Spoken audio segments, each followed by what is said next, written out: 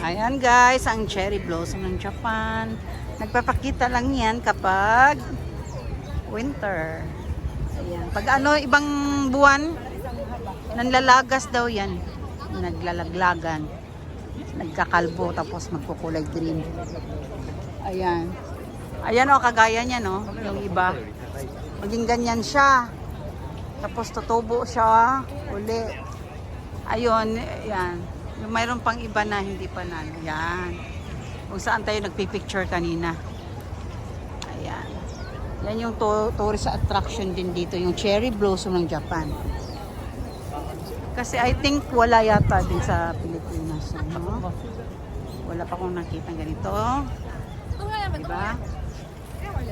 Cherry blossom.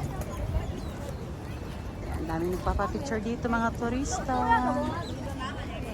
Ayan, ito yung part na pwede kang mag-walking, jogging, pasyalan. Ito yung asawa ko, background niya ay cherry blossom. Ayan.